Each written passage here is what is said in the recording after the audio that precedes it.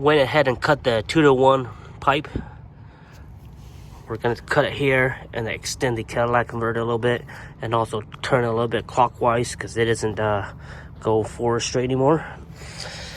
Another thing I want to remind you guys is that once you have the engine out, go ahead and remove this heat shield. This heat shield is right here on the inside of the driver rail, and I didn't remove it. I had a feeling I should remove it, but you have to remove it because it just makes it more easier for the cross. It goes right here, so that heat shield was right here. So go ahead and remove that because you need if you don't remove it, it blocks the 2-to-1 pipe. So I had to use my Sawzall, bend it 20 different times, 50, 100 different times just to get it out. So make sure when your engine's out, remove that heat shield, and then this heat shield right here stays, but you got to make sure you hammer it back. So quick tips. Here we go. This is the 3.4 first start, or at least the first attempt. I have the ECU hooked up. The only thing I haven't hooked up is the speed sensor. I haven't done the tack mod yet, and I also haven't hooked up the reverse and 4x4, but that's all last minute stuff. I went and filled the radiator with distilled water. I'm gonna flush it twice, and then I'll go ahead, once it checks out, no leaks and stuff like that, I'll go ahead and add the red coolant. I added 5 gallons of 530 synthetic, and then also 1 quart of Marble Mystery. I'm gonna run that for the first 500 miles, and then I'm gonna flush the engine again with new oil. And also I have to remember that I have a new clutch, so I gotta break that in. This is very scary. Let's hope it all starts. I also have no exhaust, so I installed the 2-to-1, so if it does start, it's gonna be loud. So here we go.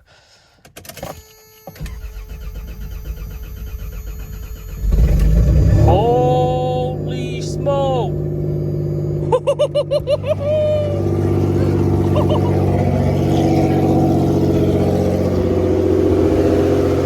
Holy shit, it starts! Dude, this is crazy.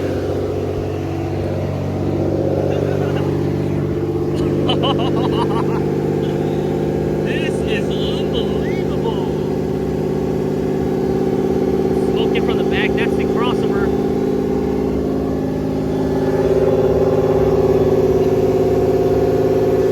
This is crazy. Yeah, that's the paint smoking right now.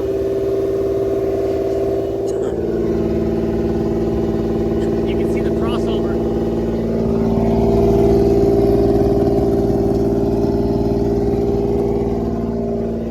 Check for leaks.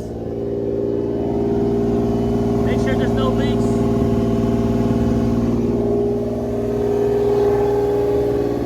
I think that's just the paint, so I'm not too worried about that. Holy smoke, this is crazy. Yeah, all this smoke here is just the paint.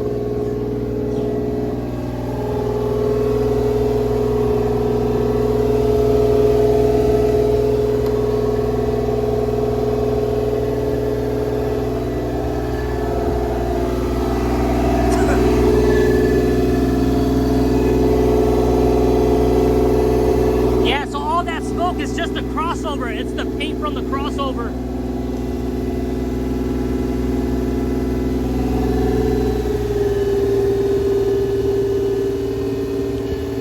I haven't got the throttle cable done yet, so.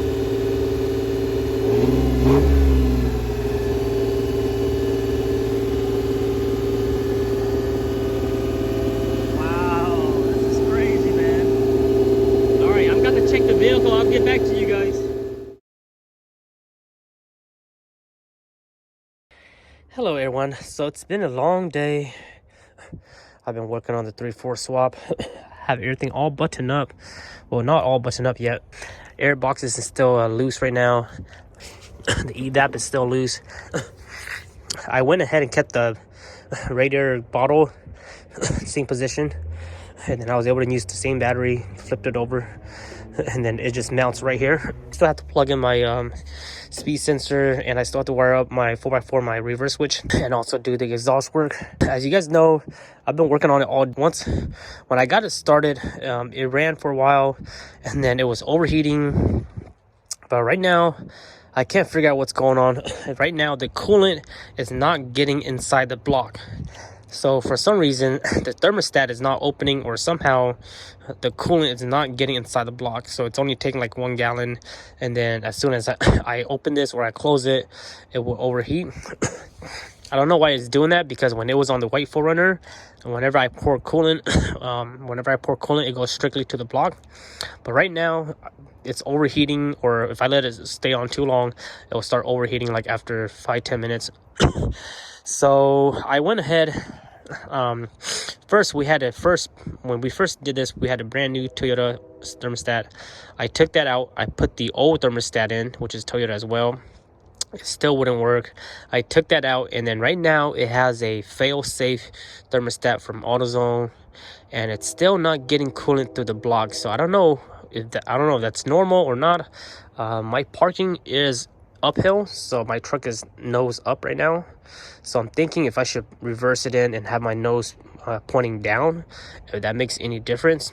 I'm just stuck on some plumbing issue with the radiator and coolant system. Coolant's not getting into the engine block. So if you guys can help troubleshoot me. Let me know what I should do next. Once I get that figured out, then I can go ahead and move on to some other stuff.